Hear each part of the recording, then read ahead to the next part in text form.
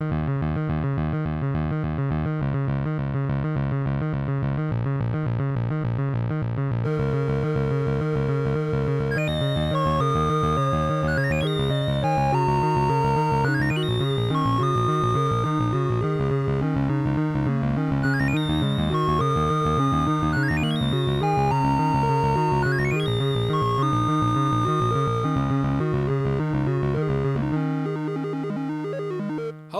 and welcome to the Large and Unnecessary First Player Token podcast. This is episode 36. 36? Oh, we're getting there. Oh yeah. Getting where exactly? I don't know where we're going, but we're getting there.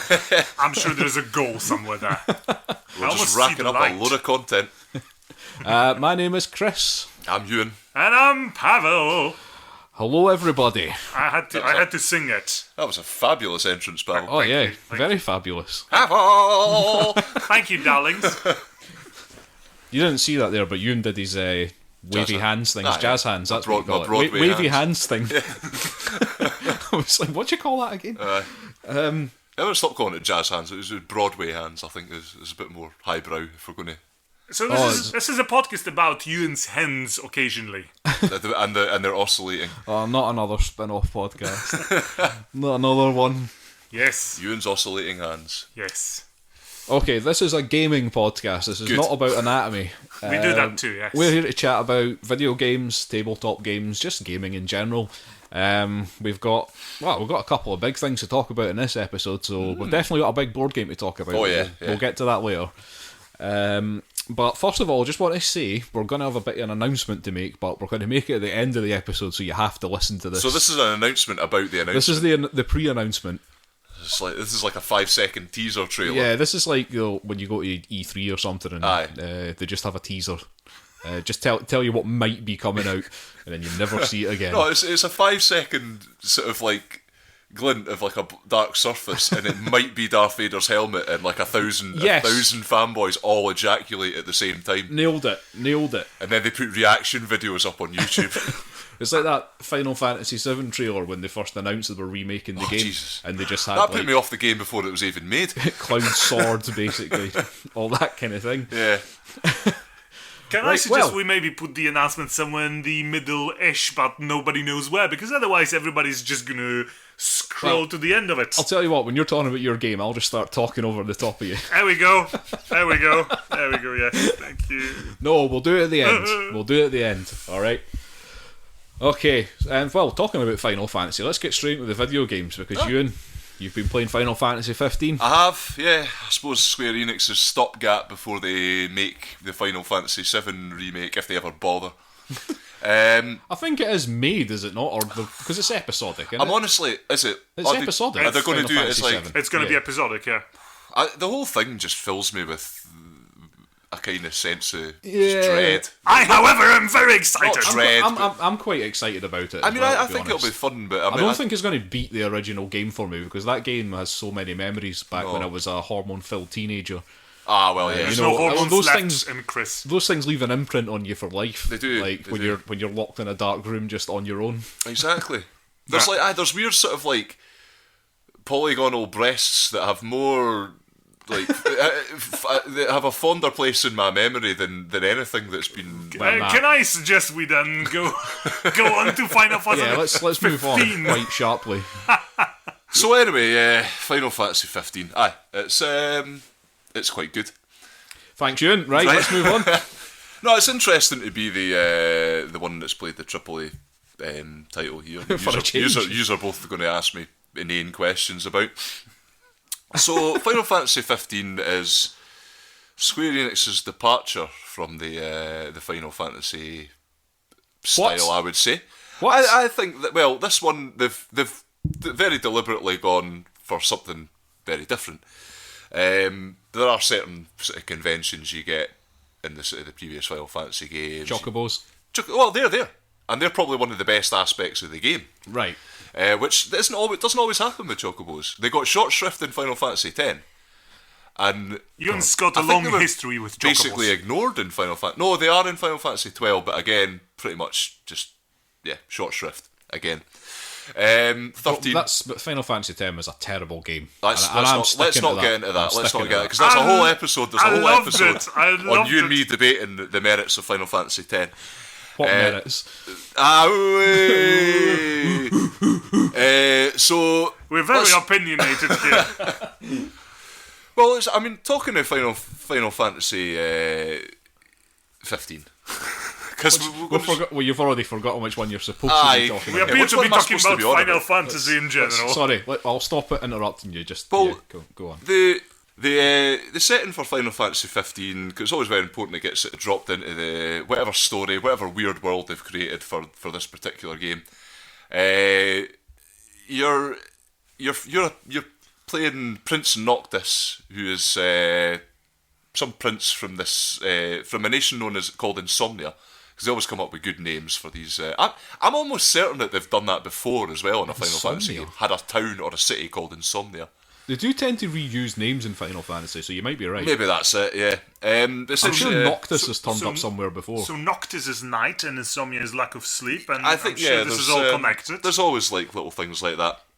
And they've kept certain sort of story elements that not direct story elements, but themes that they've kind of kept that they started with Final Fantasy 13, because basically with Final Fantasy 13 they started this whole fabulous new fabulous crystals was I'm sure the direct translation of what they called it. But there was a series of awful games in the Final Fantasy 13 universe that basically crystals was a big sort of how that could even be a theme. Crystals. That's the theme. The theme is crystals. There are lots of crystals, and we've given them names. They've kind of done a better job of that in this game. They've kind of taken also elements. It feels like narratively a little bit like Final Fantasy 12, where you're kind of... Because the main thing in Final Fantasy 12 was you were in the middle of this... You're basically stuck in the middle of a war. And the idea is that this nation you're from, Insomnia, is kind of like this neutral nation that's managed to hold out against this empire that's basically been dominating the globe, and they're about to sign a treaty with the empire. And at the same time, you, the young prince, has been sent off by the king because you're off to get married, and you're off with your retinue of four sort of... Well, there's three. There's three and yourself. Basically, you're a Japanese boy band in a fancy car driving through the desert. And so you're off to... One is called Prince Knight. Prince Knight. Well, it's great. The big hard man of your crew, who has the massive sword, is called Gladiolus. And I was is that not a Roman weapon? Well, yeah, but it's a very short weapon. Well, no, it's Gladius. Like See, it would have worked if it was Gladius if they hadn't just kept going with the spelling of the name, because I'm sure Gladiola is a flower. Oh, you might be right. In fact, I'm almost certain Gladioli. That's what I keep thinking of. Oh, Gladioli. So yeah, the backdrop is that you're off on this road trip. So it sets it off kind of you're basically making your way from the city down to this port to go and to sort of go off to the next country and meet your intended. Who you occasionally... She, so far, hasn't actually turned up physically in the game. There's been videos, there'll be cutscenes that sort of go to her and she's doing something or whatever, but really, she's a sort of slightly mysterious character at this point. Does she even exist? And that's it. Maybe she's not even real. Mm-hmm. No, I suspect there's something slightly shady going on with her, but...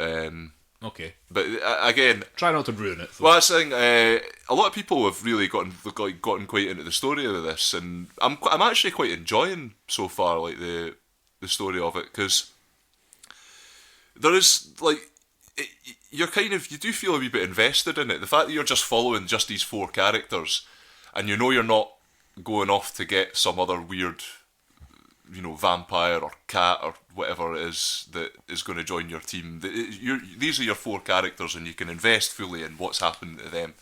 And the kind of story of the Prince Noctis is quite interesting. You're sort of you're kind of rooting for him to some extent. He's not. I don't know. Japanese game heroes can be a wee bit annoying. Like anime does it as well. There's a number of archetypes, and at some point you get tired of them. He does all those things, but when he's kind of brash and annoying, it's because he is young and he's sort of like he's emotional and everything like that, and you get that comes across. It's not just an annoying character trait; it's just like him being human rather than. And they're all kind of like that. There's something so far I've quite enjoyed about the characters. None of them you would expect them to be annoying, but none of them has really pissed me off so much yet. And I'm actually kind of like there's certain aspects of them that I'm really enjoying. Like basically, is it when they start singing? So far they haven't started singing. So far they haven't done a dance medley. But I'm waiting. I'm not ruling it out yet. There'll be some J-pop in there somewhere. But basically, like, it's something quite unique for a Japanese for Final Fantasy game where you have this world map and it feels the thing that I keep coming back to in comparison with it is Far Cry for some reason. Maybe it's because of the way the map setup works and everything like that. And I was starting to get, early on in the game, I was getting a wee bit worried that they'd kind of gone too far down that route of aping the kind of like AAA open world games. Because the first thing you encounter basically is like an outpost. And that's where you meet Sid, who's like the car mechanic. Obviously. And you can apparently you can keep going back to that place because he can upgrade weapons for you. But that's sort of introduced quite early in the game, but you don't really have any of the equipment or anything to actually do that at that point. But then I kept going through that first area and discovering there's lots of these little outposts, and they're quite cool. They're like there's like a diner and there'll be a garage, and so it's kind of like they're pit stops on the road or whatever. And but they're all the same because they have these same elements. You have a Jacobo rental service, a diner where you can get hunts and find out stuff about the local sort of area. And your garage where you can basically refuel your car, and you do need to refuel your car, by the way. Nice. So like things like that they've kind of gone full on with some of those not survival element, but like upkeep of sort of like living your life essentially. That sometimes they'll try and put into Final Fantasy games, but because of the nature of those games, they don't really work because it's like nothing really. There's no consequence to anything really. Yeah. Whereas there is a bit of that in this, but like you are sort of encouraged to like, for example, so I went out. We're going to do all these quests and everything like that. Went out from the town I was at, and sort of stopped. Realised that I had bugger all petrol, and I wasn't going to be able to get to a petrol station. So eventually the car just conks out. Now you can get out and push it along the road. Which obviously you're not going to do because it's a big map. It's a really big world in this.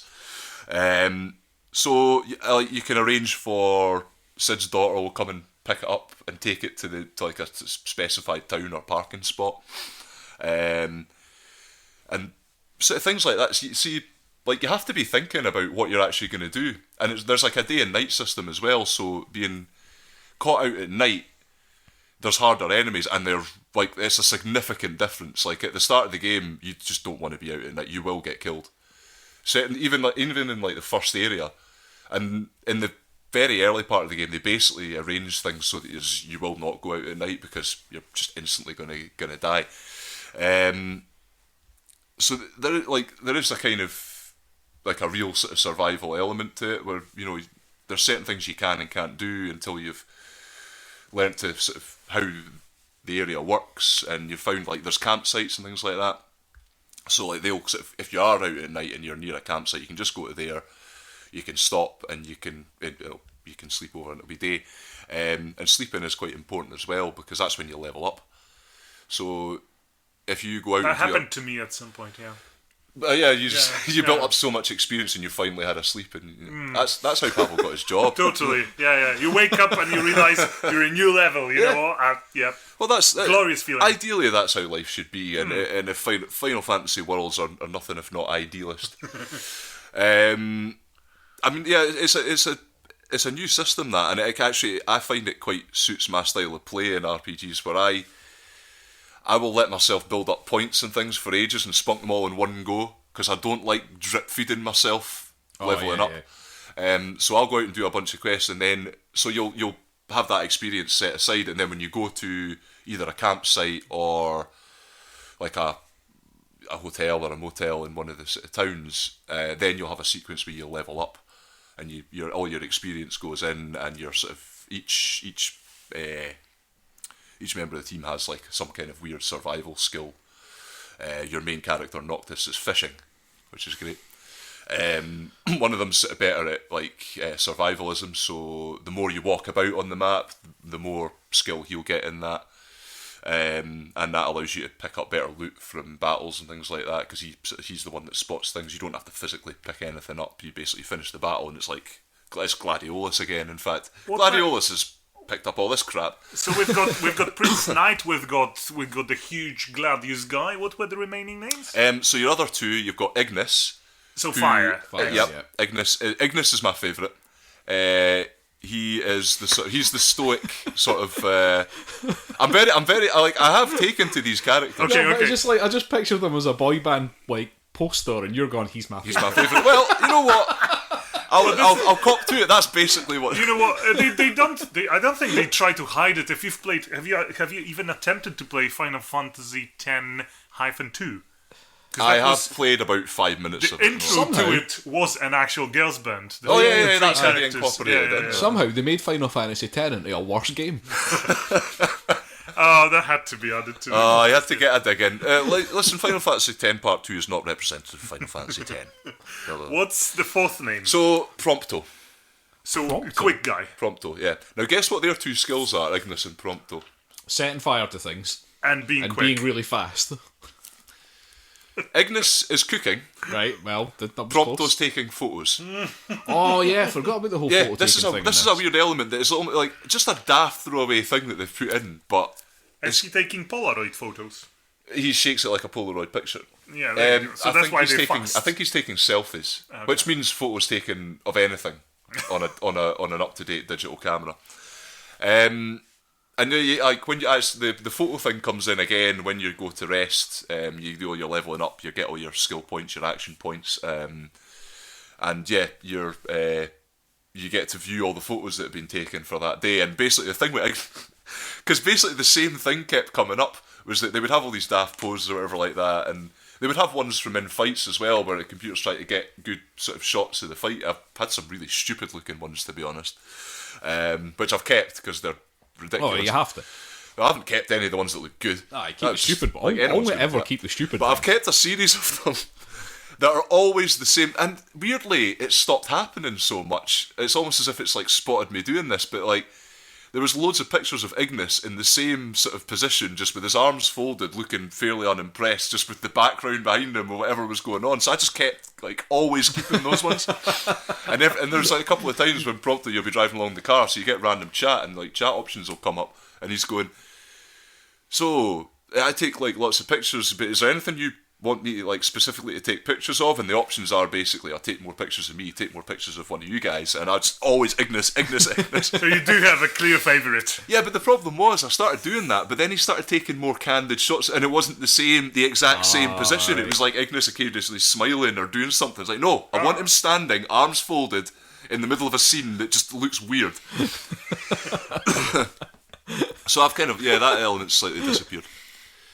But yeah, as I was saying before, like my main concern was that it was going to ape the sort of open world thing a bit too much, and kind of everything was going to be a bit generic. And one of the great things about Final Fantasy is always sort of going to these newer, bigger towns and sort of new landscapes and things like that. I was a bit concerned that there was going to be a bit of something lost there, but I've kind of gotten to the first sort of proper town, and I was like, like I sort of got there at night, and that felt really satisfying because it was like, this feels like a metropolis. You go around, there's all these different districts. You got like the sort of market district and shopping district, and that was quite satisfying. So it was good to see that there's like interesting locations and stuff like that, beyond the sort of, because you get.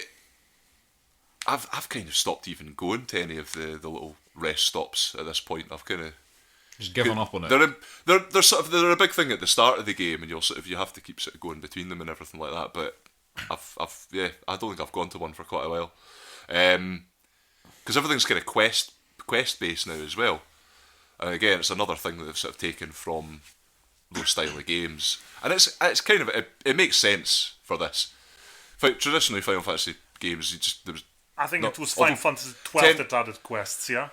It had like hunts. And hunts stuff like was that, the only thing, but again, it was that sort of, this is a specific thing. It's hunts, whereas the quests sort of pertain to pretty much anything you might be asked to do. and there's like random quests and things like that.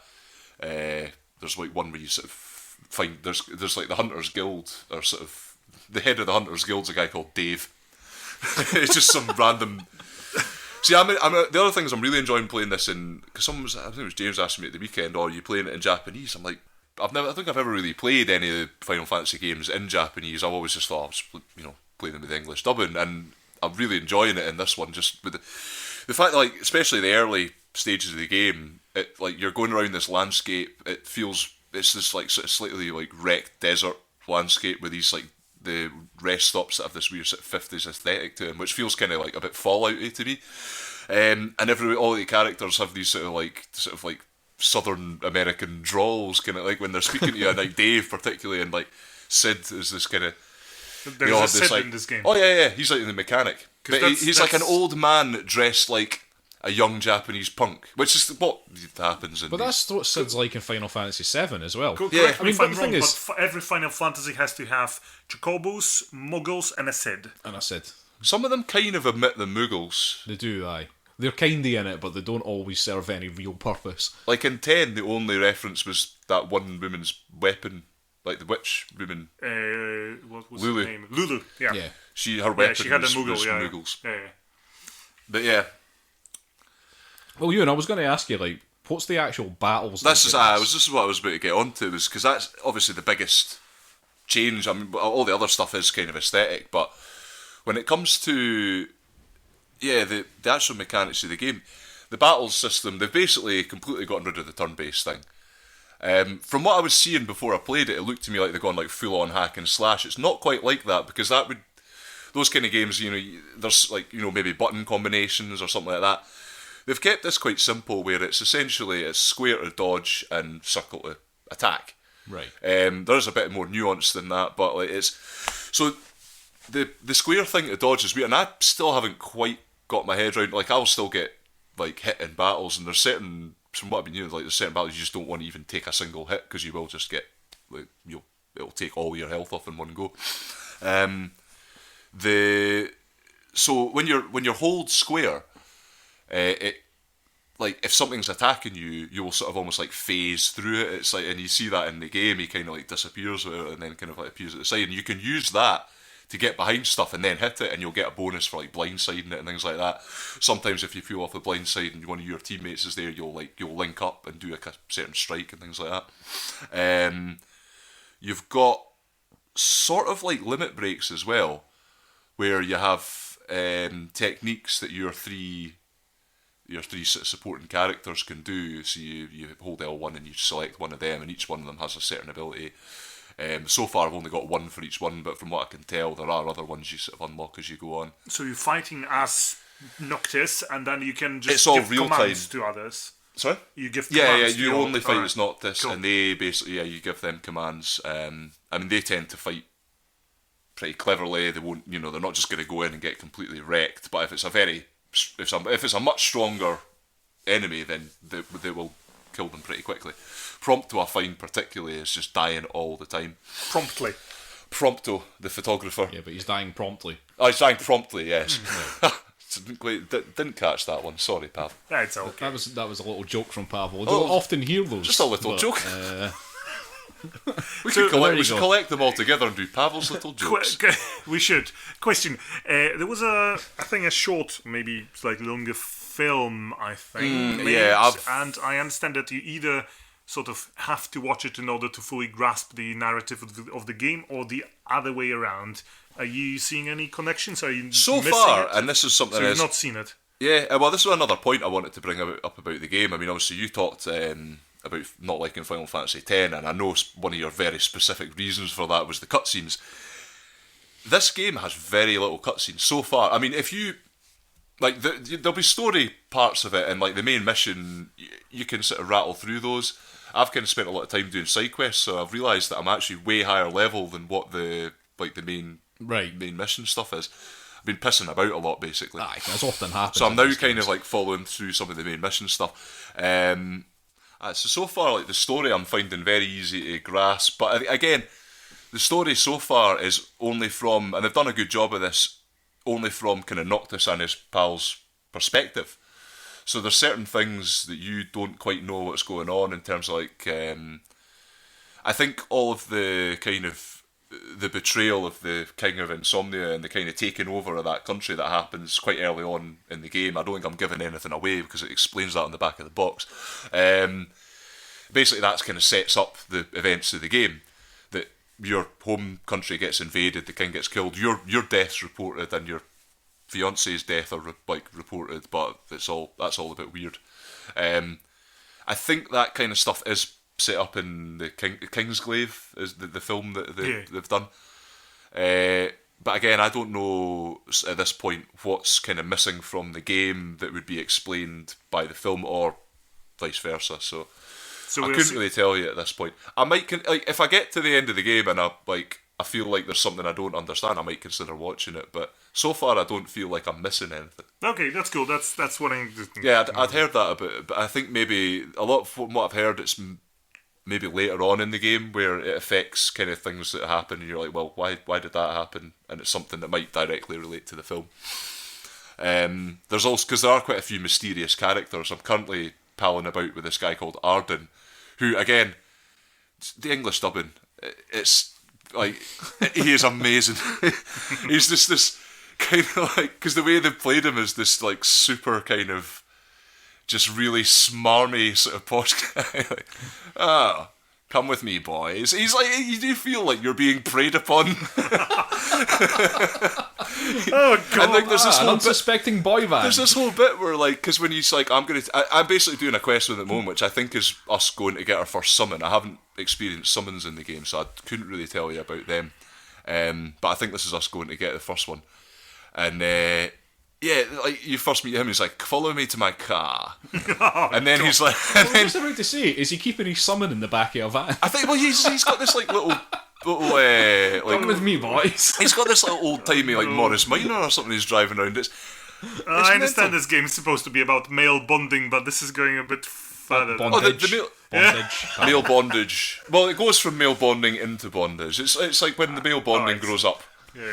So the criticism that I've had from a few friends of mine who've played it is that apparently summons are not something that you can rely on in every battle you fight. I think, yeah, well, it's going to be situational. What I'm starting to get from this is that the core, and they've done what I would say is like a fairly astute thing with that, where the core sort of basis of the combat is it is melee attacks, because a lot of Final Fantasy games you'll play, and I've done this before, where I've kind of set up characters. Oh, these guys are just good at attacking. Why would I bother with it? And you end up just pressing X. So it kind of makes sense the way that they've done the combat in this, where you just hold circle to attack, but then obviously something it's alternating between that and the square bit, so that you're going from attacking to phasing and blocking, like avoiding attacks. There's also every so often like a big square. Hit this, no, hold it now, will appear because of a big attack's coming at you. Quick time events. Quick time, yeah. But essentially, it's there so you can do the Batman thing of So we talked avoid the thing, then counter, hit then counter attack. We talked about two buttons essentially so far. Well, really, it's down to those two for the basic combat. But from those two, there's a lot more. There's a lot more to the combat, and there's a lot of things going into it. Like the one thing I haven't mentioned so far, and probably people would be thinking about if they had played other Final Fantasy games, is where's magic? I was going to ask that. Magic is really interesting in this, and it's the one thing that I've only just started to get to grips with now. Is essentially, and it works. They've taken. See, the thing is, they seem to have taken lots of elements that I spot from older Final Fantasy games, and like little things like, oh, why don't we try using that? Why don't we tweak that to fit into this? And they seem to have done something that is slightly based on Final Fantasy VIII's draw system. All right. Where magic was a finite resource rather than having MP. So generally around campsites you'll find this. You'll have fire, ice and lightning. They've not bothered with water or any other sort of elemental things so far that I can see. And you have a section in your menu of elemancy, and you can create, you can draw from these sources, and you can store up to like 99 of that, of whatever, fire, ice or lightning. You have got force. Well, it starts off with 1. I think it increases as you increase in level how many magic slots or magic flasks they're called in this you can store, and each one of them is like a magic. You basically make up your own magic spells, so you can just put in just pure fire and just do it all the way, and that'll be a fire spell. But there's like another slot where you can add in, like, to make curative spells, you can add in potions and things like that. So the whole like curing spells has basically been dinged from the game. And it's quite interesting because you use items in this game a hell of a lot more than I've ever done in any Final Fantasy. So there is Phoenix Down. Phoenix Down, potions, all that stuff, cool. Megalixir. But that's the thing. The focus is a lot more on those than it is. Whereas I think most of those sort of games I've found you kind of you might use them, but you're kind of building up to the point where you've got like a really good sort of constant healing or like you want to have a build in your party so that you're fairly Whereas this you do have to be a lot more adaptable in terms of like I need to like what spell's going to be useful. They are really powerful as well.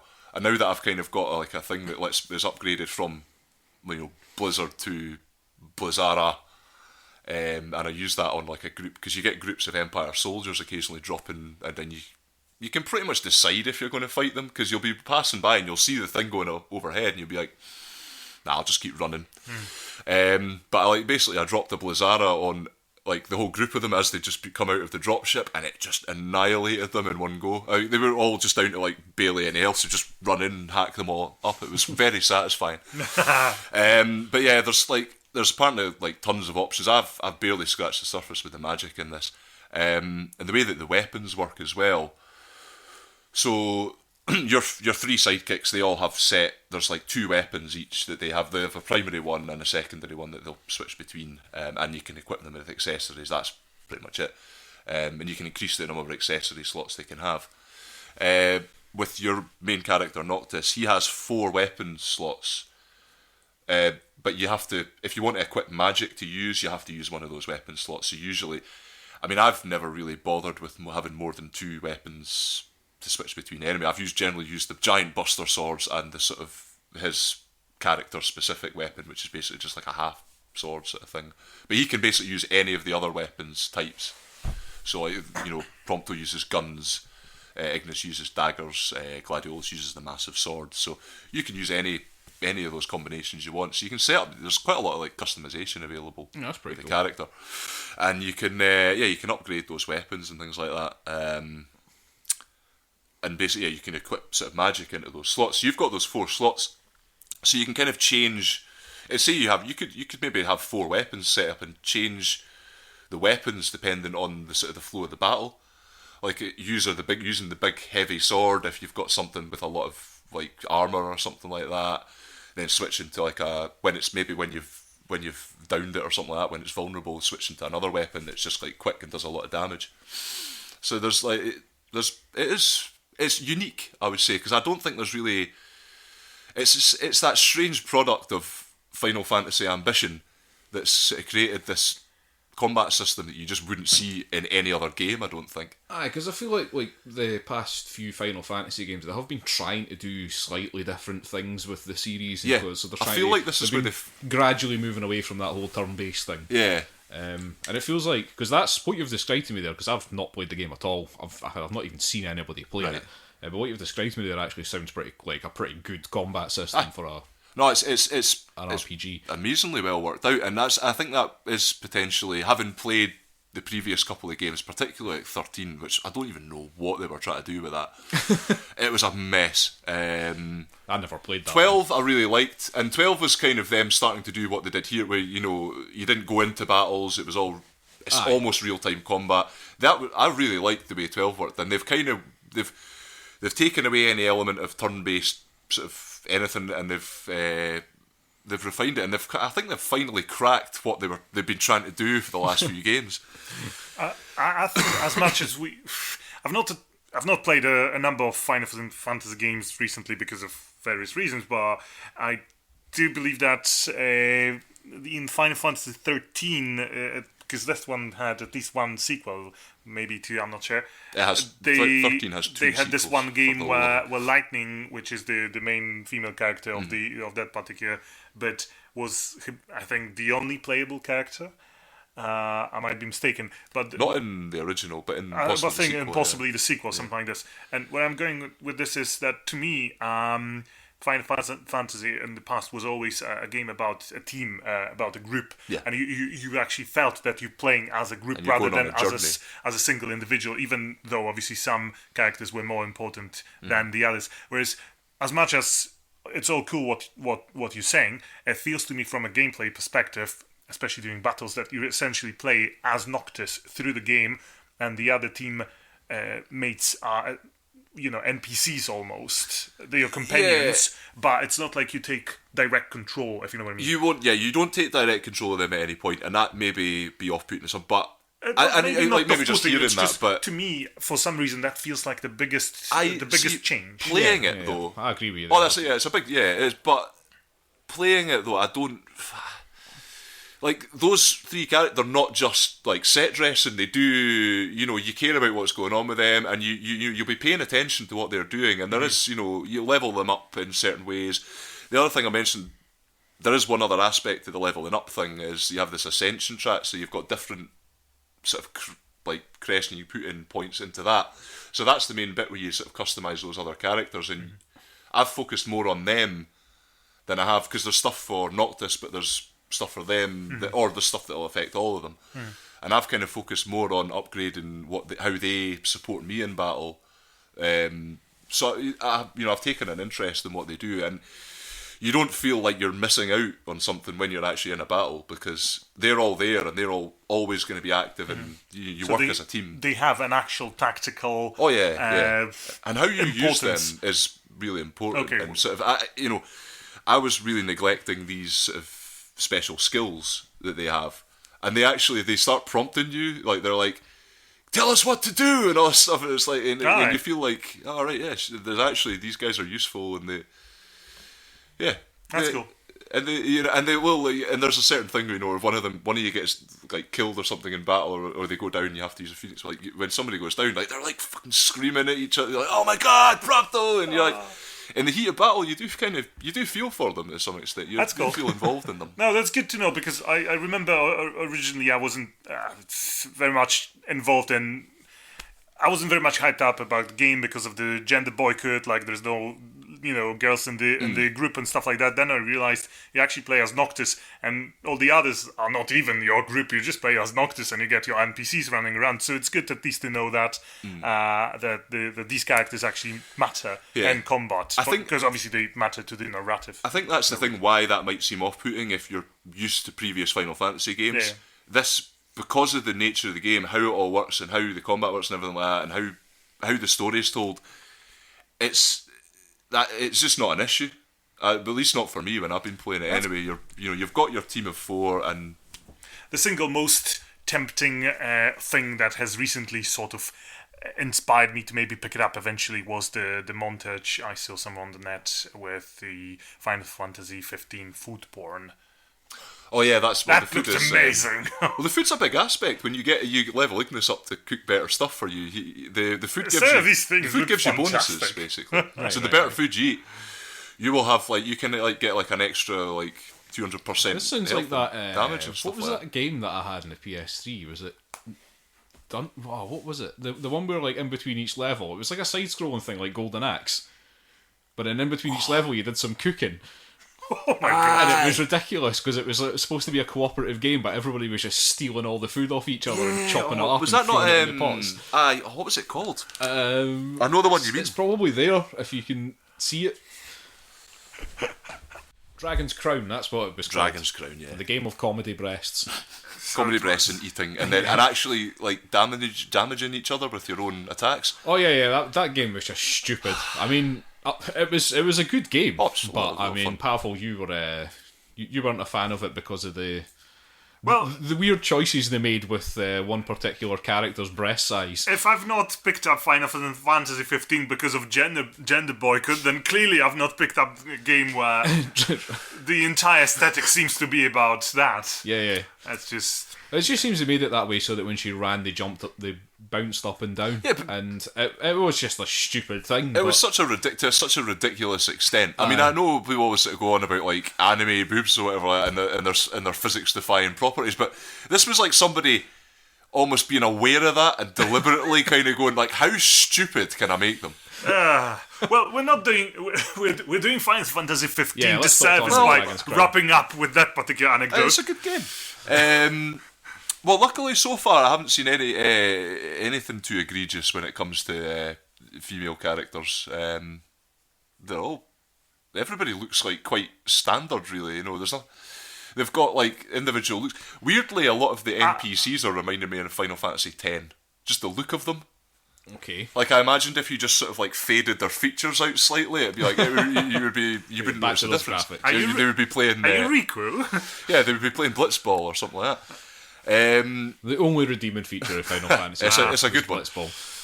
So we're going to have this Final Fantasy talk at some point on this podcast. Once Final Fantasy X. That sounded like you were going to beat the shit out of me later on. No. I think there's room for a debate on this game because it has its good points. We have to, yes. I might have to play it again first. But maybe not now. Yeah. But anyway, yeah. To conclude, Final Fantasy 15 is a great bunch of lads, and it really is a great bunch of lads. Excellent. Great four top quality lads who have enjoyed spending time with. The whole banter aspect of it appears to be the most. All the things that you would assume would be annoying, they've somehow transcended their own limitations of Final Fantasy and made a good game. Have they sold their soul, Euan? If they have, I don't know what to. Right. But yeah, and like there just feel to be a lot of love from like Square about this game as well. Like there's even that little thing that comes up at the start. Like it feels like they've embarked on a new chapter. Like, and they've got this whole thing that comes up now at the start. It's like a Final Fantasy game for new players and old players alike. Okay. It's a really odd thing to just stick at the start of. Like, and every time but that makes it sound like they're embarking. They're like almost like they're trying to rebrand the whole thing. Like they're basically just saying, look, here's some old things, but this is a modern game now. This is a modern series of games that we've got. I can understand that. I can understand the need to do that because, like, I think Final Fantasy's always been about seeing. I said this before we started. It's always about seeing what they've done to tweak the. Like, what have they changed with this one? Like, one of the reasons I love Final Fantasy X is its sphere grid leveling up system. Loved it. Nothing like that. No, that was pretty good. And they've kept trying to, like, ape that in subsequent games, but without any of the fun or sort of, like, customization that was involved in that. Like, Final Fantasy 13 essentially is just hold X. It's terrible. So, yeah, like, you're always looking for these sort of different things, and I think that's why they've come to this point, because obviously I'm a big fan of, I was talk about Dragon Quest, and their whole appeal is they do the same thing every time.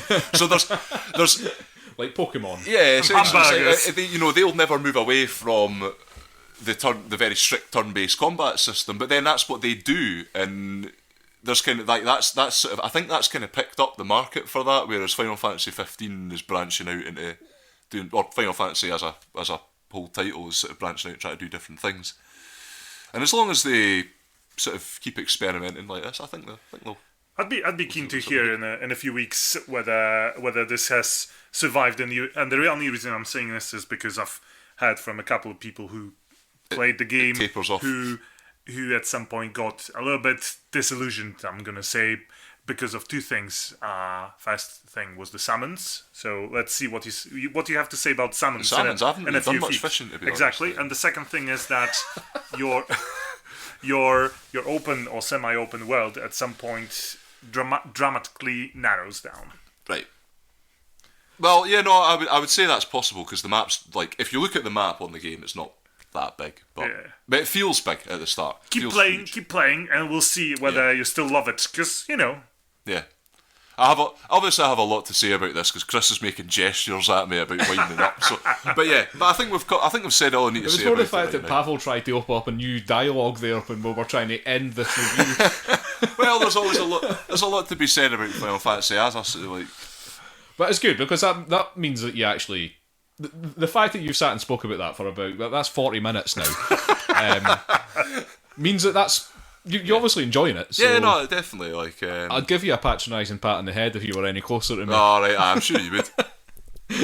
Right, anyway, we'll have to move on now. Mm-hmm. So, where are we moving to?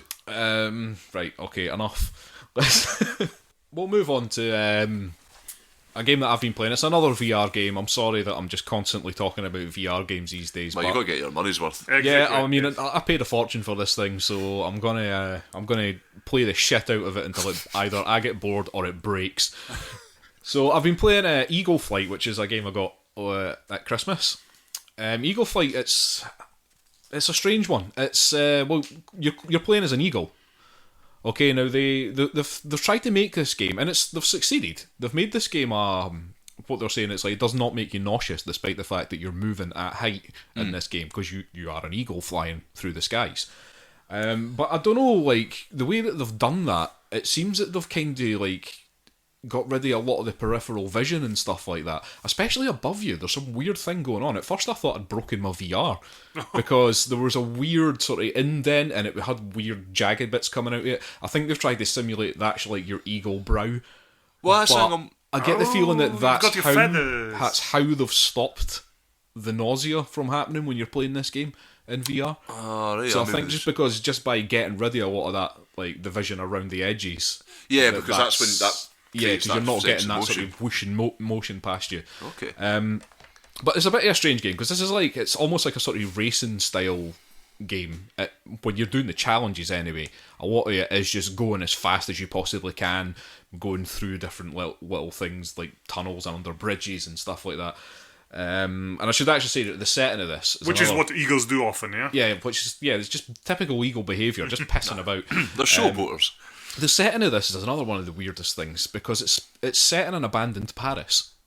Oh. So I get the feeling this is supposed to be set sometime in the far future. You're a post-apocalyptic eagle. Yeah, but for some reason, it's almost like, you know that bit in The Last of Us when you see the giraffes walking through the street? Yeah. That's what this is like. There's giraffes in the street, there's bears, there's just all sorts of zebras just wandering about in Paris. So the animals have taken over. Yeah, bits of the buildings and stuff start to become overgrown and things like that. So you get the feeling that, you know, this is probably set thousands of years in the future. Who knows? No, right? no. There is no real explanation so far. I reckon I'm about halfway through all the challenges, but doesn't feel like there's any actual story to this. Yeah, I was going to say, is this a campaign of some sort? Other than it's almost like you're playing through a nature documentary, because you just get this really calming Englishman talking to you in between all the challenges and stuff, and it's like, oh, your mate is being chased by a bunch of crows. You have to go and fend them off.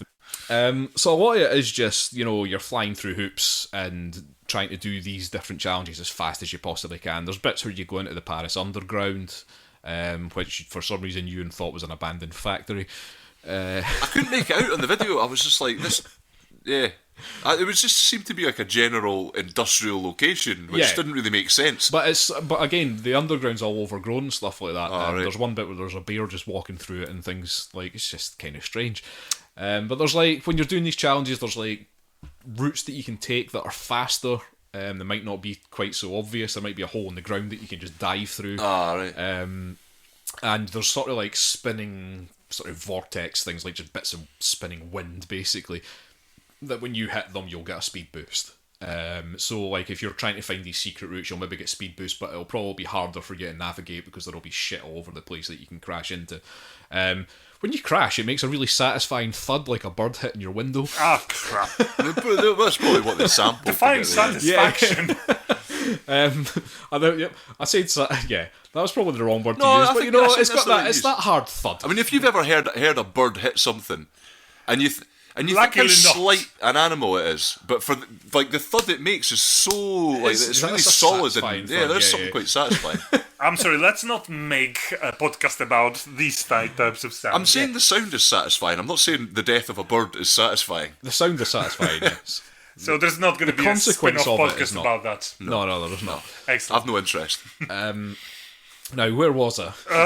You were just about to kill your bat. You've killed an eagle. I've not killed an eagle, man. I've not killed an eagle. Sorry, I better not let the authorities know about that. So, I mean, like I say, a lot of it's just racing. There are other challenges that are things like, you know, you've got to catch as many salmon as you can that are leaping out of the waters. And as you go through these challenges, it unlocks certain things that you can do, because the challenges take part in different parts of Paris. There's just bits that you can fly through and it'll start the challenge. So in between the challenges, you're free to just fly about in Paris and go and get some collectibles. There's like feathers floating in the air and stuff that you can collect. All these kind of things. When you get enough, when you do your challenges, you get rated up to 3 stars. If you get enough stars, you can unlock expert challenges, all these kind of things. Pretty standard things that you might find you might expect to find in a game like this. Can I ask one question about the actual controller? Yeah. Because you've got your standard PlayStation controller, you've got your dual sticks for motion detection, yeah? Yeah, the move controllers. Do you get to flap your wings? You don't get to flap your wings. No. Unfortunately, right, you have to use the controller in this game, but there's only really 2 buttons, which is go faster and go slower. Alright. I think that's it. There is a part in the game when you get far enough through it, when you unlock an ability to screech, and when you screech, it sends out a wave sort of thing, just a circular thing, and then when you're going after, like when your mate's being chased by these other birds and stuff, you can take them out. And some of the expert challenges are like, take out the birds as fast as possible and all these sort of things. And there's vultures, crows, whatever. I don't know. Are these natural enemies of an eagle? I don't know. I don't think there's many birds that are a natural enemy of an eagle. Yeah, it's a weird setting. Okay, it's a weird setting, but don't worry about it too much. Now, yes, there are the things in Paris that you would expect to find. I went to Paris last year for the first time, so I was recognising a lot of these buildings. They've obviously made it much smaller. It's all much more compact, but the Eiffel Tower's there, the Louvre's there, the Sacré-Cœur. All the landmarks, yeah. Yeah, the Sacré-Cœur is a pretty cool thing in the game, sitting on top of the hill. I actually went there when I went to Paris. In this game, there's like water around it and stuff, so there's like the stairs that I walked up to get to the Sacré-Cœur are now just a waterfall in this game. And it's pretty cool. Yeah. I mean, it is pretty cool what the choices have made. And when I flew up there, because I remember quite vividly what it was like outside the Sacré-Cœur, and it's all pretty much as I remember it, even down to the little roads that go down the side of it and stuff like that. So yeah, that's very cool. If you're familiar with Paris, you'll recognise all these different things that are in the game.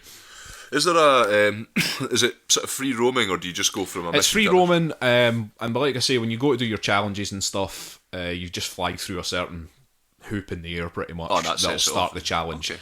And you just unlock the next challenge every time you complete one. That's pretty good. There's online leaderboards and stuff, so see how well you did compared to other people in terms of your speed for each challenge. There is a multiplayer thing to it. I've not tried it, but it's like, I don't know if it's like 3-on-3, and I think it's using that whole screech system to try and you're basically just trying to knock each other out there.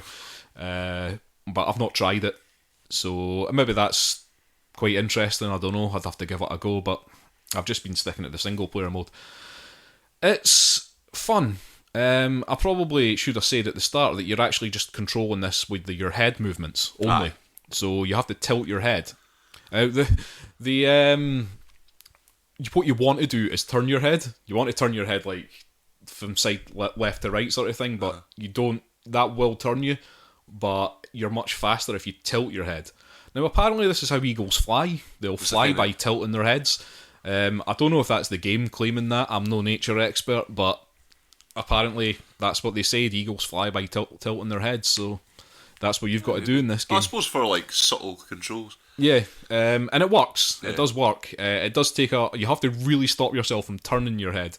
You really have to do that if you want to get. I think you just do like a slow kind of arc. Yeah, if you do turn slowly, but then it kind of offsets everything as well, because then you'll turn your head and then you'll keep your head there, and suddenly you're flying in that direction. But then if you want to turn even more to the right, so if you turned your head right, you want to turn even more to the right, that doesn't work because your neck doesn't work that way because you're not an owl. No, so you don't actually then No, because then you just start. That's why you shouldn't turn your head, because then you start flying in a straight line, whatever way you're now looking. But with your head turned in that way. So yeah, don't do it. And that I think that was a deliberate thing to try and get the game trying to make you tilt your head and not turn it. And tilting your head does make it go faster as well when you're turning much faster, considerably faster. So if you're doing some of these expert challenges and stuff, you really do have to tilt your head quickly to get through some of these cramped spaces and stuff like that. And it's cool inside the helmet. It really does feel like you're properly just belting through the air at 100 miles an hour. And I've been enjoying it. Yeah. It still feels, I think we've talked about this before, it still feels like one of those early games. Early VR games.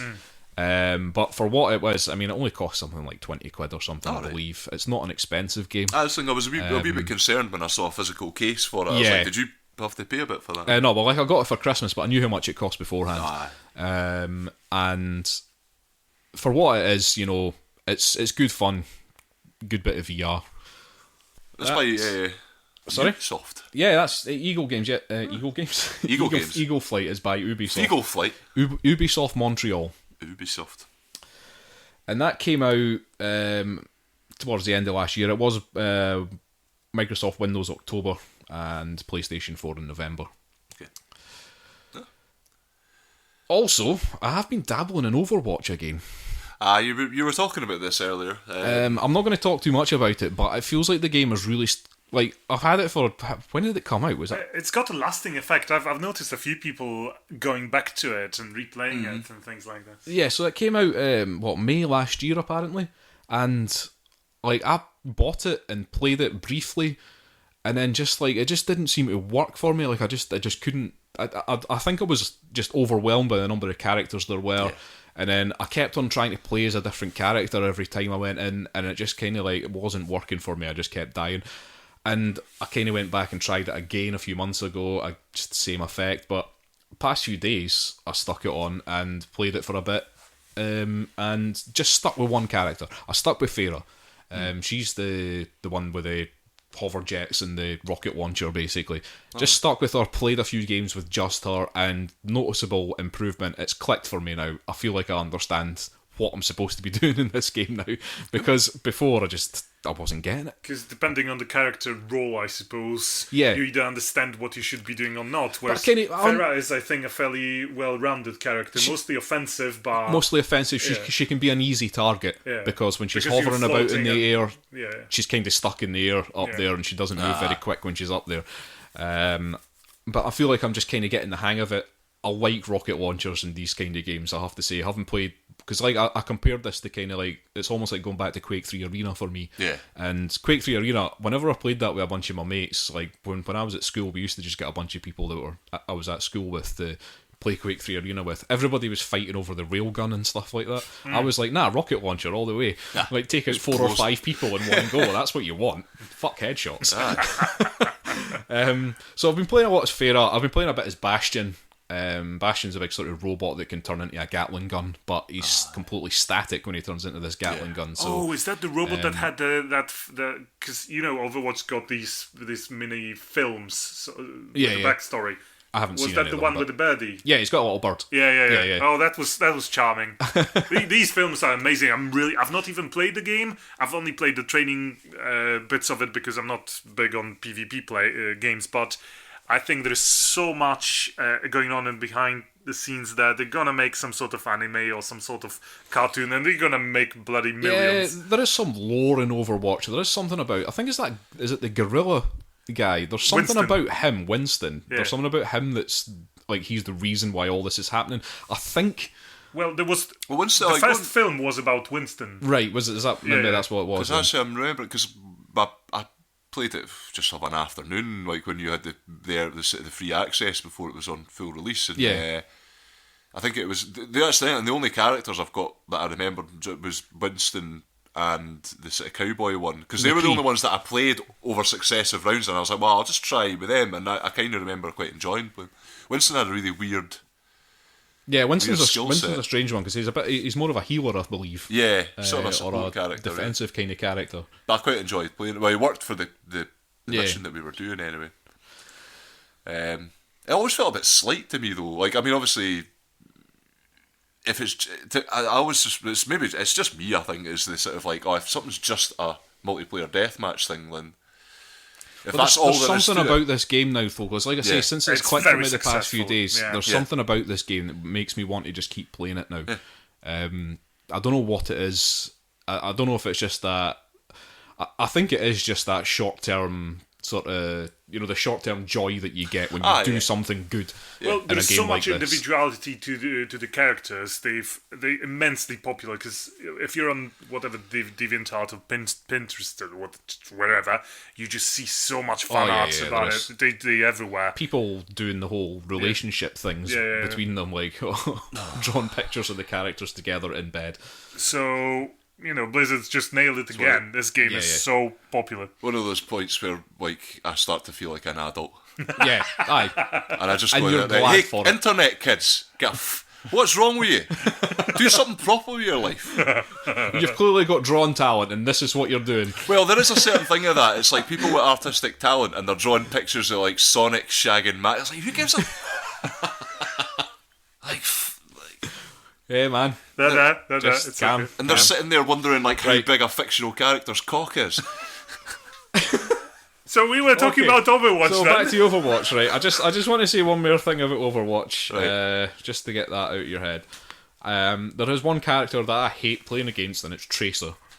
Tracer, she's the English one who just zips about all over the place, and I fucking hate her. Like, hate her. So much so that I refuse to play as her as well. Cheers something. Sorry? She keeps saying cheers. Oh, yeah. In various wrong moments. She's very English. Cheers. Aye. Yeah.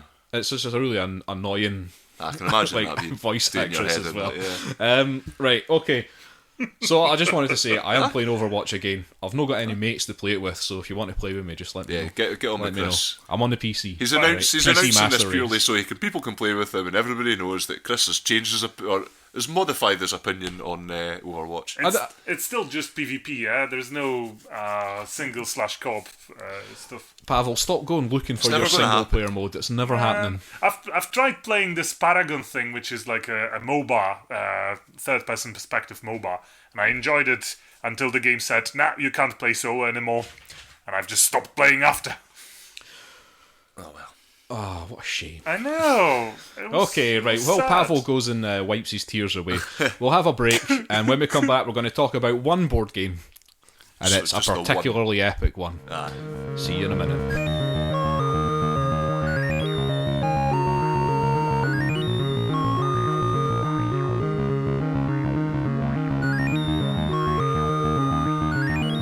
And we are back.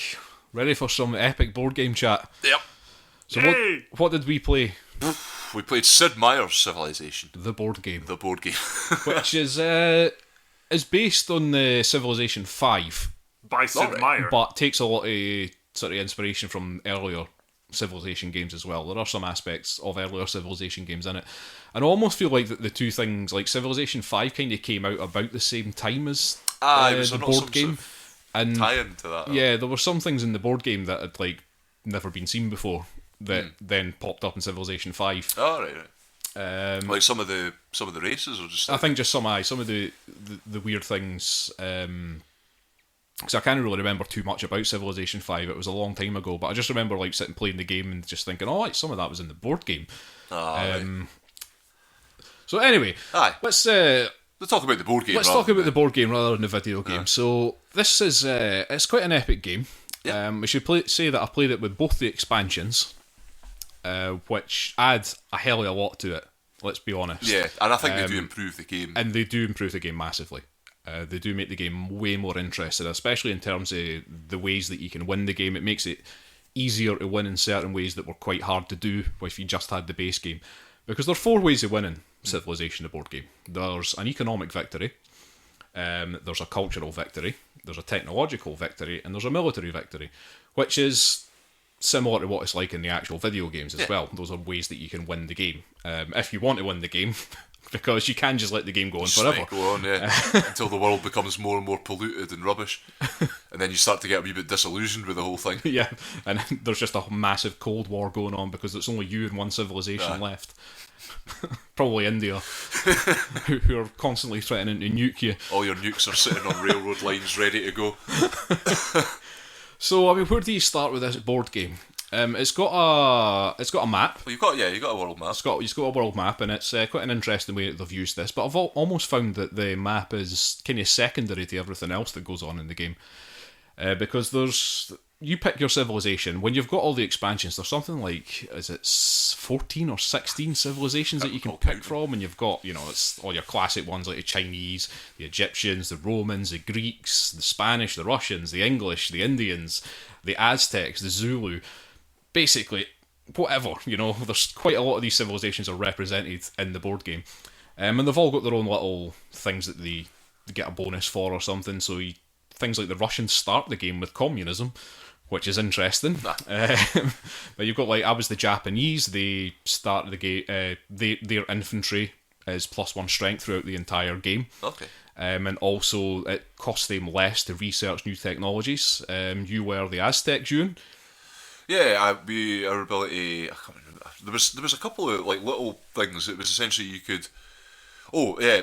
So when you were in combat, every unit that was destroyed, I would get a culture point for. Yep, because the Aztecs like to sacrifice people. Essentially, yeah. It doesn't matter if it was units that you killed or your own units. You got a culture point for it. All units that died. So the more units involved in a battle, the better for me, really. Which is what I kept trying to do. And then I think if they won a battle, they got 3 trade, and there was something else. Oh yeah, if you got a great, every time you got a great person, you could just build 2 units for free. Yeah, which is how I built my army, and it was quite a strong ability. Yeah. But I mean, there is a lot going on in this game. For an epic game, you would expect so. But I mean, it is actually reasonably straightforward once you know what you're doing. Basically, you've got your map and you've got your little starting city. You can put your starting city anywhere on your home tile, and anywhere in the centre of your home tile, basically, because every tile is it's a 4x4 square. Yeah. So there's 4x4 spaces, and all the rest of the world, other than the home tiles, is all undiscovered yet. So you can move your units out and you can flip a tile over, and then you can see what's on it. And then move in. You can build more cities as the game goes on. And your cities will generate some sort of income. They will get trade income. So this is just a sort of abstract concept of just resources and stuff like that, basically. Things that your city is creating. And you can use those trade points to research technologies and stuff later on in the turn. You can also trade them with other people at a certain point in the turn as well. There's other things you can use that for, or you need to use trade points if you want to move up to the higher points of the culture track. That kind of thing. You expend that on the. Yeah, it's mainly based around science. It is mainly based around science. That's what I find about this game, is that it's the technology that is the main thing in this game. That's really what's going to steer your civilization. The other things that your city does is that it generates production. Now, that's whereas your trade, you get all the trade from all your cities. The production is specific to one city alone. So if you've got it's just little like hammers on the map tiles, basically. Whatever's around your city, you produce that many hammers to then build buildings and units and wonders. What else is there? Well, so your units and your because there's units and there's figures, and that's a kind of weird thing about this game. When you build a figure, you put a little token on the map to say this is where one of my armies is. When you build units, you actually build specific units, which are cards that go into your hand, and those are just infantry, mounted units, and artillery. And that's when you actually get into a combat, you play a little card game. That's why that's important. So you research your technologies at the end of every turn, and it's your technologies that tell you what buildings you can build. It tells you how strong your units are. So, for example, I think if you research pottery, you can build granaries, which will then give you more trade and more production or something like that. So each of these buildings has a specific thing that they'll do. So you can build things like barracks as well, and barracks will add to your combat strength every time you get into a fight. You can put wonders on the board. Now, the wonders are a little tile as well. They go next to your cities, but you also get a card that's specific to that wonder, and that'll give you some pretty mad bonus usually. Yeah, some of them have really good bonus. Some of them are really strong. Some of them feel a bit pointless, but it can be really dependent on your civilization. That's the thing. So depending on what your civilization is strong in, you might want to take a certain wonder to then boost that strength. Well, that's the thing. I think I was going for. I sort of realised quite earlier, but I was well going for the culture victory. Yeah, and I think I took the Louvre too late, because that basically gave you 3 culture at the start of each turn. Yeah, which is pretty powerful. Yeah. So yeah, you're basically just going through the game, improving your cities, building units, researching technologies until you get to a point where you start to feel that you're really focusing on one particular victory condition. Because there's no point in trying to go for two different things. Although it can happen. I mean, it nearly happened to me. I ended up winning the game with an economic victory, which is just basically gold coins. So you get gold coins, certain spaces on the map have gold coins. Some technologies might have a gold coin printed on them, so and other cards in the game might have them as well. So the democracy government has a gold coin on it, so you get to add that. If you ever have 15 gold coins, you win the game straight away. As soon as you get your 15th gold coin, that's your economic victory. You go to the bank. You go to the bank and cash it in, yep, and then you go and live on an island somewhere. And everyone's like, he's won, he has. He's a winner. The technology victory is basically the goal of that is just to research spaceflight.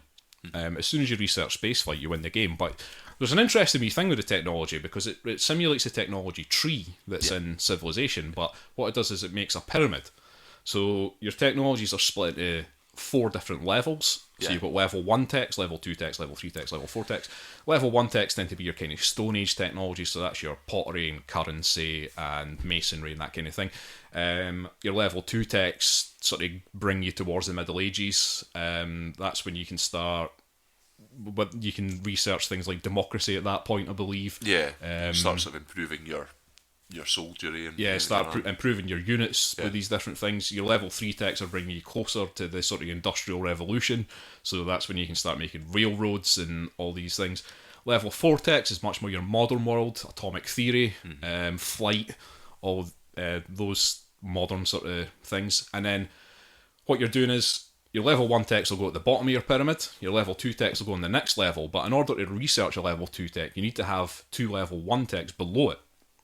And then your level 2 tech goes above, and then once you get a bunch of level 2 techs, if you've got 2 level 2 techs, you can put a level 3 tech above that, and the goal is to make the level 5 tech, which there's only one card for that in the game, because if you get it, you win, and that's the spaceflight one.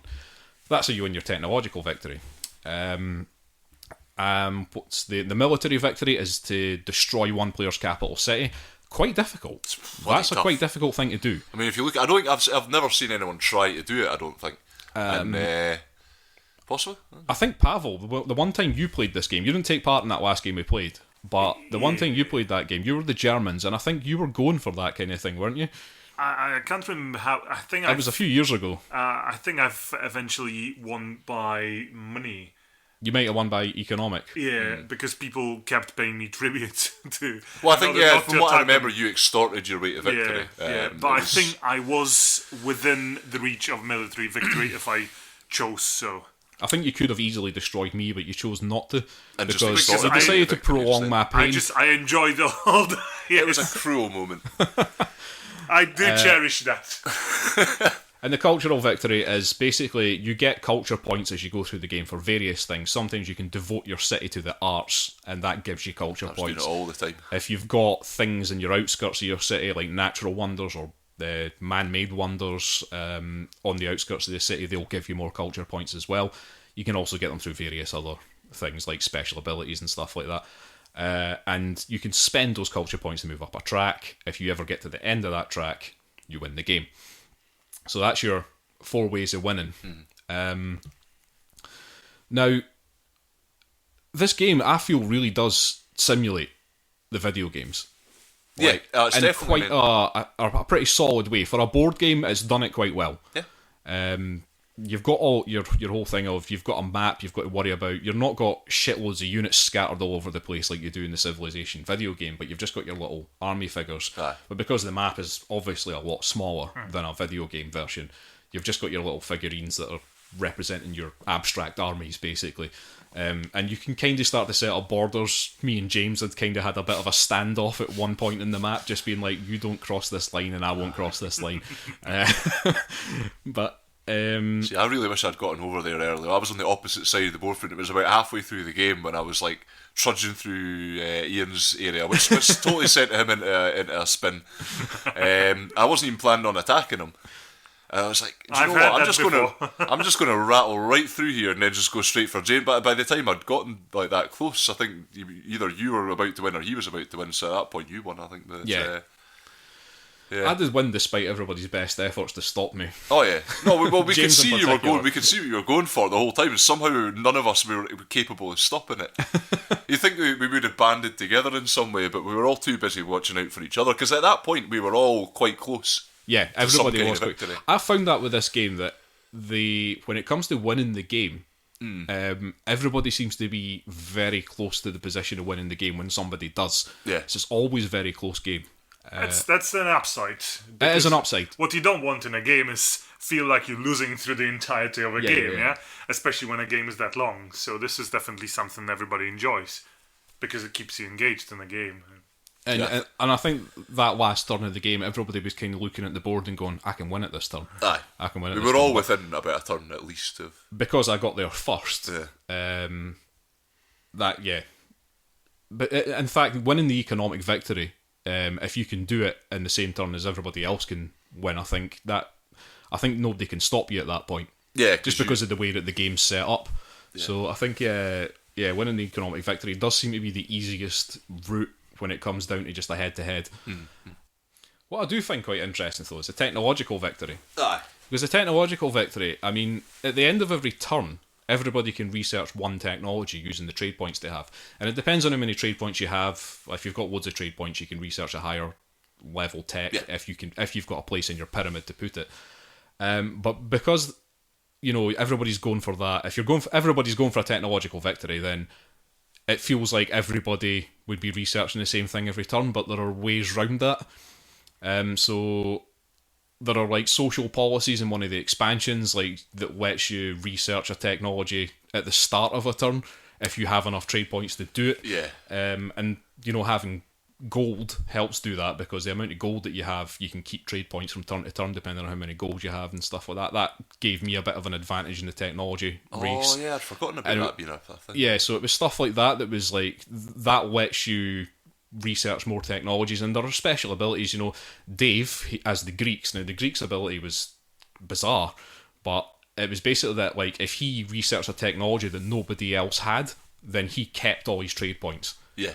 Which meant that it put him in a strong position for a technological victory from the earliest point in the game, that basically he was the guy I was really watching out for. I can't remember exactly that. What did he have to spend the required... He didn't spend anything at all. If nobody else had that technology, he spent free. No trade, which meant that he could keep that trade until the next turn and then generate more that turn to then go and research an even higher level technology, and he could just keep doing that as long as he wasn't researching a technology somebody had. That was a worry. The downside to that is basically, in order for him to keep his trade things, because he had to research a technology nobody else had, he might have researched a technology that was absolutely no use to him. So that was an interesting aspect of the whole thing. But I think by the end of the game, he had something like 8 or 9 level 1 technologies that wasn't getting him very far. Well, that's the thing. I did very little research. I was trying to keep up with it every turn, but I was kind of like, I'm not going to go for it. I knew I wasn't going to go very early on for a technological victory, so I thought, well, I just need to get the stuff that I need. Yeah. And it's just going to keep me afloat. I didn't even upgrade my military that much. Oh, me neither. It was just enough to keep me, from being too... and I think I put a lot of effort into getting other kind of, bonuses for combat as well. Yeah. To sort of keep me sorted out, but... The combat is an interesting thing in this game because, like I say, you play a little card game basically. So you've got all your units in your hand, and depending on the number of figures in the space and various other things, you draw a certain number of cards. But it's generally the base amount is 3. Yeah. So you draw 3 cards, and you've got to shuffle up your little deck first. So you draw 3 cards, the other person draws their cards, and then you set up this little. You open up a front basically. So you play a card down, and it opens up a front. And so if I played an archer that had a strength of 3 and a health of 3, then the person the other that you're fighting against they can play a card against that, or they can open up a new front. And if they play a card against that, you look at the strengths, you look at the health, they do their damage to each other. There's a little thing about it in the game about trumping cards. Did you say trump? Sorry, I can't say trump. Yeah. The little thing in this game about beating other cards. Better, thank you. Having an advantage over other cards. It's basically you get first hit. If like a mounted unit goes up against artillery, the mounted unit gets first hit against them. It's basically rock, paper, scissors. Yeah. So the mounted units will beat the artillery units. The artillery units will beat the infantry units. The infantry units beat the mounted units. There's also aeroplanes in this game. Once you get to that level, they beat nothing, but nothing beats them either. But that did set up an interesting thing where basically my infantry were stabbing aeroplanes at one point. Yeah, I think there's a few of us were fighting aeroplanes with like pikemen. but that's just a silly thing in the game. Let's not worry about classic that. Civ. That always happens. But then at the end of the combat, so you open up these fronts until you've played all your cards down. At the end of the combat, you count up the amount of health that you've got left. Now, I'm talking about playing with the expansions here. It's different in the base game. They changed the combat slightly so that it used to be that there was just one number on all the cards, which was both the strength and the health of a unit. Right. But they changed it in the Wisdom and Warfare expansion so that they had separate strength and health numbers. And they could vary from one card to and another. They vary from one card to another. So it does make combat much more interesting, much more tactical. Yeah. So at the end of the combat, you count up your battle strength, which is basically the amount of health that you have left in all your units. So you count that up, but then you add in combat bonuses. So this is when having barracks built will help you, because that adds to your combat bonus. And then if you've got like certain great people might add to it. If you're attacking a city, then the cities get quite a big bonus, especially capital cities. I mean, if it's just a little city with no walls around it, then it's just 6. But if you're attacking a capital city, well, if you're attacking a metropolis, another thing they added in one of the expansions was to upgrade your cities to metropolis. It's like 18 or something that you add onto it. So it's ridiculous. Attacking those capital cities, you really have to build up a massive combat strength before you do that. Well, that's the thing. I mean, I was kind of going about with, like I say, not particularly advanced armies, but I knew that even if probably the majority of the soldiers I played got wiped out, I still had a combat bonus that would beat most other people. So it wasn't even a worry for me. Yeah, that's the thing, because it is a really weird thing, is that you could get absolutely annihilated in a combat and still win it because of the bonuses that you get. And then when you win a combat, you get to steal loot off the other player. And loot can be, you steal trade points off of them, or, I think you can make them lose a gold coin or something like that. But if you attack a city and beat it, then you get 2 loot. And 2 loot you can actually steal technologies off of people at that point. And the Mongols, which Euan was playing, they always got +1 loot every time they won a fight. Which Euan didn't really use to his advantage. He should have really been much more aggressive. He should have been Mongols. going for me, because I had the Great Wall. Well, actually, no, it probably shouldn't have been going for me with the Great Wall of China. No, I shouldn't have. But it just meant that he could go into a fight against just a normal army, which you would normally only get 1 loot for, and he could just start stealing technologies off of people, because he would get the extra loot bonus. And I feel that Euan, if you're listening to this, I'm sorry, but you should have been much more aggressive, especially early in the game. Those Mongol hordes, they should have been unstoppable. This is criticising your game strategy there. What other things are in the game? So, the expansions added in things like social policies, which I feel added a lot to the game. Yeah. So, for every city you have a social policy, and it can be things like you can be militaristic, or you can be pacifist, or you can focus on religion, or organised religion or natural religion, and they give you all sorts of little bonuses. There's also an investment thing, so if you're not worried about keeping your gold coins, if you're not going for an economic victory, you can invest them instead, which means you lose the coins, but you get certain bonuses. So like you can build a military industrial complex. Well, those are kind of because was there 4 different investments? There's 4 different investments, but they all seem to be focused on, again, it's the different thing, victory conditions. So like one of them improves your cultural abilities, and one of them gives you free technology as soon as you invest coins in it.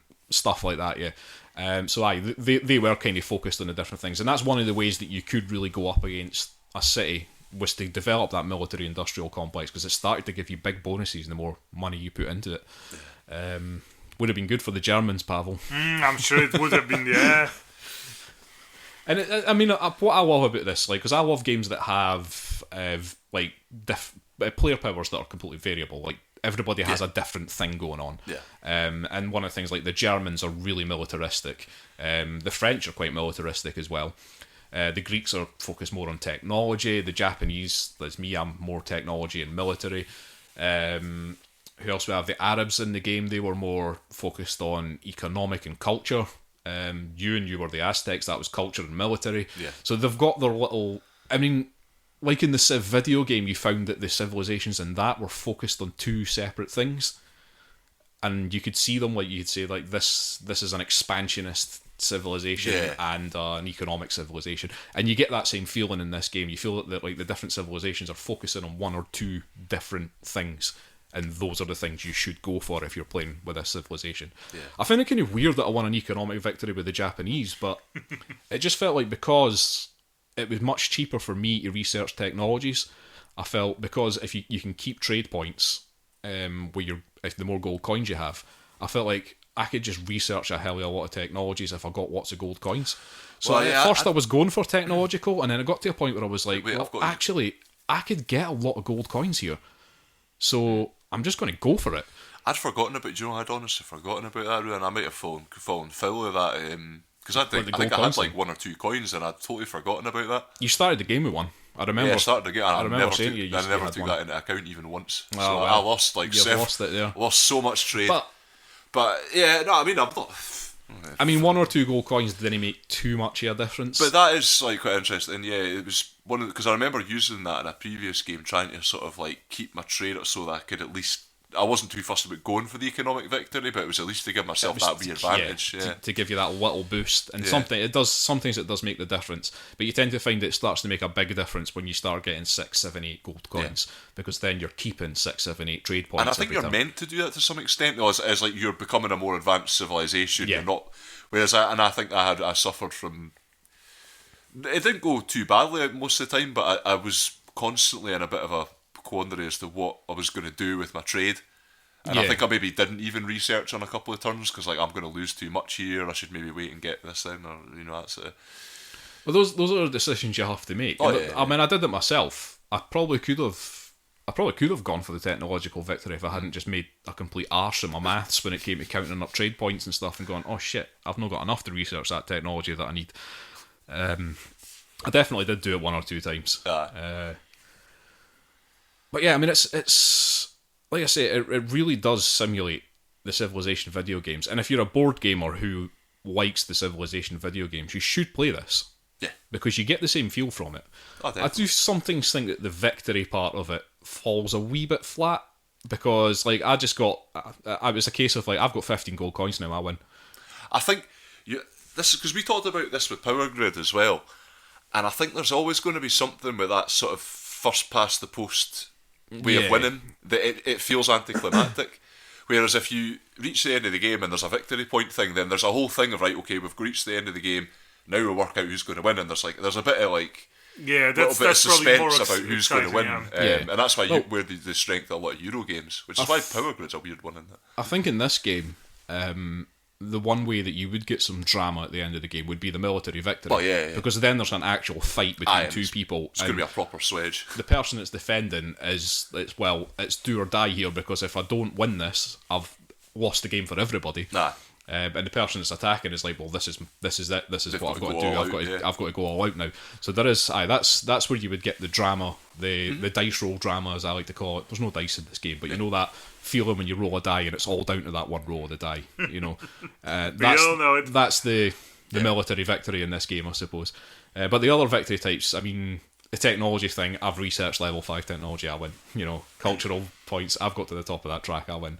You know, it kind of fall a wee bit flat, but it's the journey though. It's the journey, yeah. But if I had any sort of criticism of the game, and I think I talked about this on Sunday, like it does, as much as it does a really good job of kind of giving you like a feel for the video game and sort of keeping all the elements of that, it is really just that, just a feel. It's not, I mean, it's the limitations of the board game thing. You can't have multiple cities all over the place or whatever, but it does kind of just always feel to me like a wee bit of a snapshot of just this of a civilization game in some ways, where what you're getting, I don't know, it just doesn't feel quite as epic. But I think you have to. But it's like you say, you have to with a board game though. You can't let a board game get out of hand. I know. I mean, there was a tendency to let board games get out of hand in the past. When you ended up with like games that would board games that would last 10, 12 hours. Even the original Civilization board game, the one that the video game was based on. But we tried to play that, and that just gets out of hand. Like, it gets out of hand. It just gets a bit silly. But it feels like it was never play tested. Yeah, but I don't think these games were back in the day. We just thought, here, there's some tokens, you put them on the board, and it's like, here's a good idea, don't know how we finish it. It's amazing that. Sounds good, let's sell it. Yeah. No, that's always been my main issue with it, because there's certain things about it that you do miss out on. Not that Through the Ages has individual cities, but there's not really much in terms of the city management side of things. And you have your city actions in Civ in this board game, and which is just building and stuff. It's essentially just building stuff, and it's not particularly interesting. And there's not a lot of tension in how you deal with your cities, really. Whereas Through the Ages has like a kind of, I know it's abstracted, you don't have any, there's no physical map or anything to look at, but then you do have, it does quite well with the kind of the management mechanics and the kind of keeping everything balanced and sort of watching your resources. Like you've got waste and things like that kind of, so there's corruption, there's a negative to but not managing. The thing is, Through the Ages is completely focused on that. Yeah. Like you say, there's no map. It is pretty much completely focused on city management, and it's your city management that will make or break your game. Yeah. And Through the Ages, and there is the kind of technology thing in Through the Ages, but it's really just like a bunch of cards that come in and you can take them depending on how many points you've got. But it's all about improving your sort of city thing that you've got going on. I mean, people in general on Board Game Geek agree that Through the Ages is a better Civilization game. It's ranked number 12 of all board games. So, I mean, Sid Meier Civilization at the moment ranked 97. 131. But I feel if I want to play something that's more like the video game, this is the one that I want to play. Like, if I want to play something that's just a proper micromanagement, and I like that, micromanagement, just Civilization style game, then Through the Ages is the one you want. I mean, I think Through the Ages is much more of a thinky game. Yeah. There's much more going on in it in terms of, like, you've got to watch a load of things in that. But I think that this game's going for more of the big picture rather than anything else. Pawel, what are your thoughts on Civilization? Because you've played it. Well, my thoughts on Civilization are, I've never played Through the Ages. I'm intrigued now. Oh, you've not played Through the Ages? Nope. Oh yeah, we should totally play that. Yeah. I don't think you'd enjoy it as much as Civilization, because you like that sort of physical contest. It's very fiddly. It's a very fiddly game. There's a lot of little bits that you've got to move around and stuff like that on your... It's almost like an old school sort of, I don't know, like war game or something. But it's also it's very much modelled, and even just the way that it's set up on... Like, I take it you played Civilization 2. Yeah. That's the only one I've played with any kind of...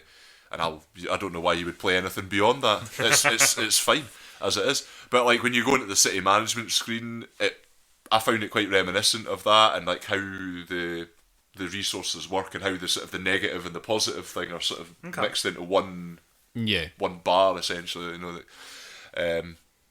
It's an interesting game. Like Euan says, I'm not entirely convinced that it would be your cup of tea, but it's probably worth a go. I've got the old version of it. They've made a new version of it, which is like improved certain aspects of the game. They've replaced some of the cards with better things, basically. But it's not that much different. Apparently, it's still the same game. It's just that they've changed. Like I say, they've just changed a few of the cards and how they work. But it's an interesting one Through the Ages. It definitely is. But it's not one of those things that I have to be in the mood for it, I think. Like, it's not one of those things that I can just break out and just say, let's play Through the Ages. Because it's pretty heavy. And it's almost, you spend almost as long playing it as you would Civilization, really. It's like a heavy Euro game almost. Yeah. Whereas, like, this Sid Meier Civilization is much more thematic.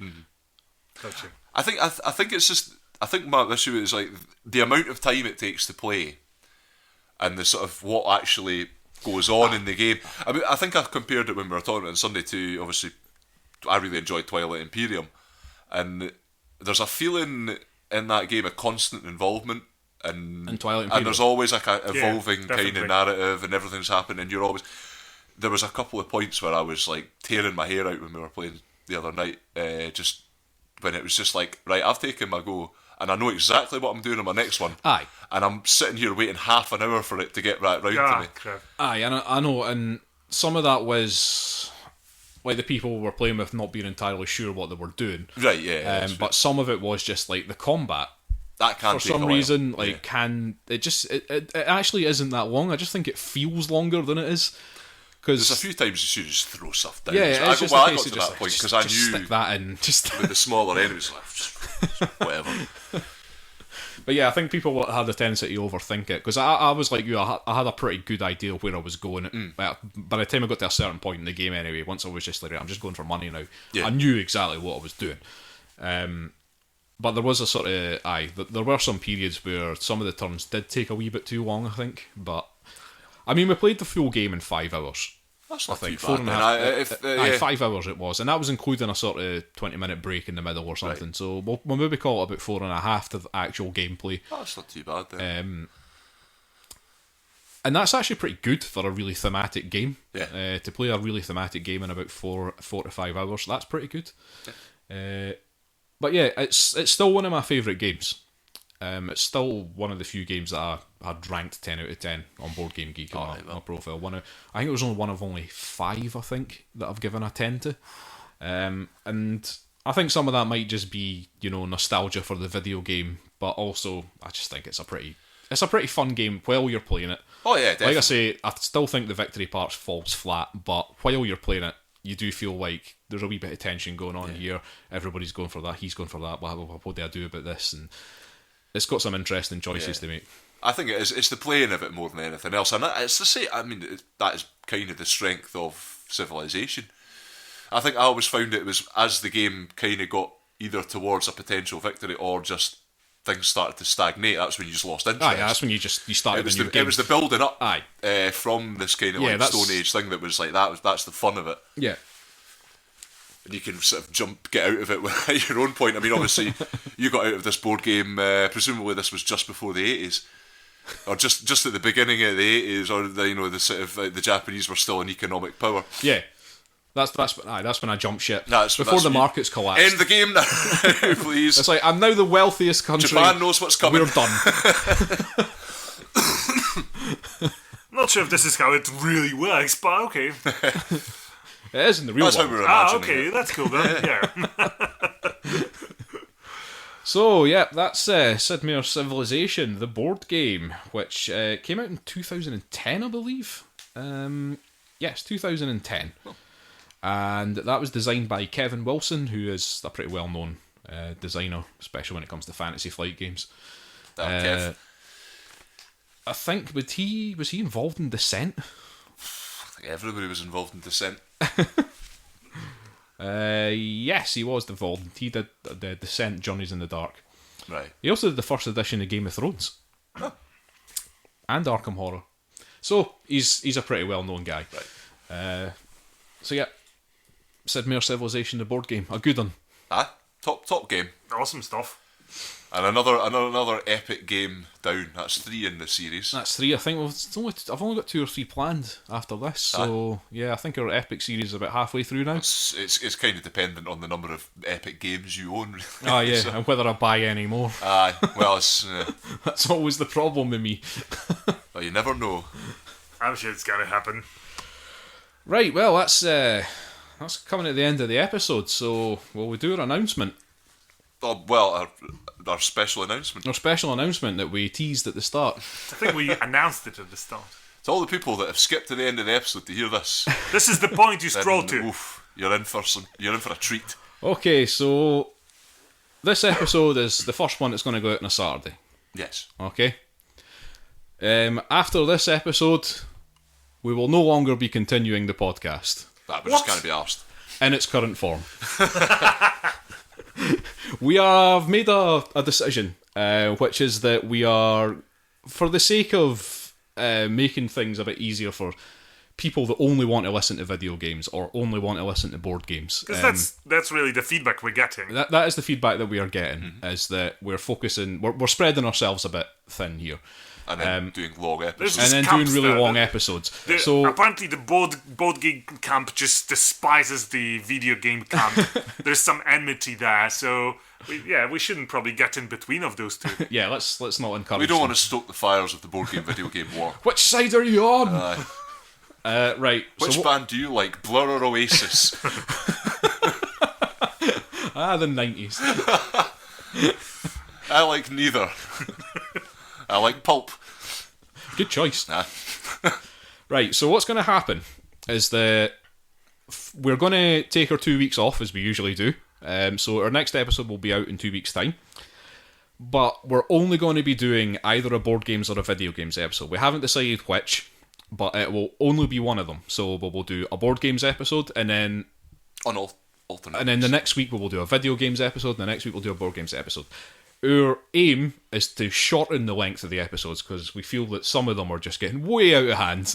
As Euan talking for 40 minutes about Final Fantasy 15 Well, I'd like prove. to talk about something for an extended length I of must say time it's for really refreshing when it's Euan talking too long and not me. I enjoy it. That's actually very true.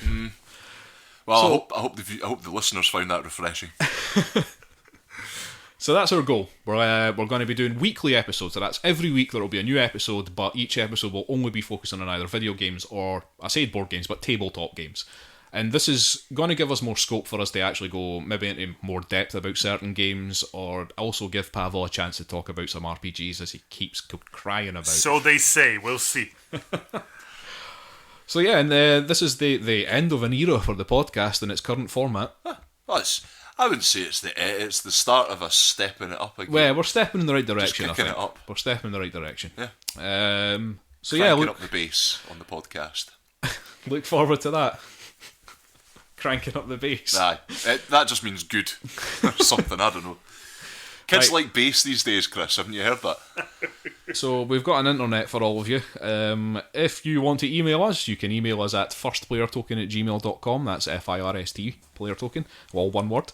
You can find us on Facebook, Twitter, SoundCloud, iTunes, YouTube.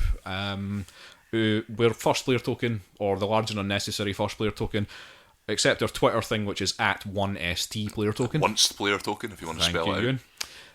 My Twitch username is Unnecessary Chris if you want to watch me streaming video games, and also we streamed Civilization, the board game. Oh yeah. We streamed it live, so we're hopefully going to do more of that as well. And our website is firstplayertoken.com. Again, still haven't got around to fixing it. There will be a website eventually. But I do have plans. I do have plans to get that fixed. Okay, I've been saying that for months, but I have plans. I believe you. Okay, I have plans. I will sort it. We have a Discord. You can ask us for the link to that, and we are part of the Podnose network, the UK's leading entertainment podcast network. Did I get that right? Well, you got all the words. Yeah, I don't know if they were in the right order. Roughly the right order. It's growing ever larger every day with new podcasts and sort of interaction on the website as well. So if you do listen to us through podcast, give us a like through Podnose. Give us a like on there, leave a comment or something, just to kind of get the make us feel better about ourselves. Yeah, and make us look better than the other podcasts on the website as well. That's definitely the main thing here, right? Aye. We want to look better than all the other podcasts. It would be hilarious, because so far people haven't really used that, and I don't know whether that's going to be a system that's going to be in there forever, whether it's maybe just something he's experimenting with. But if we get loads of likes, I know for a fact that the majority of the other podcasts don't have any. Yeah. So you give us some. It will look brilliant. Good plan. Okay, and that's that. So we will see you in a couple of weeks' time, where we'll be doing either a video games or a board games only episode. Mm-hmm. We haven't decided which yet, but we'll tell you ahead of time. We will tell you ahead of time which one we're going to start with. Yeah. So thanks for listening, and cheers from me, and from me as well. Then why not? Bye. Bye.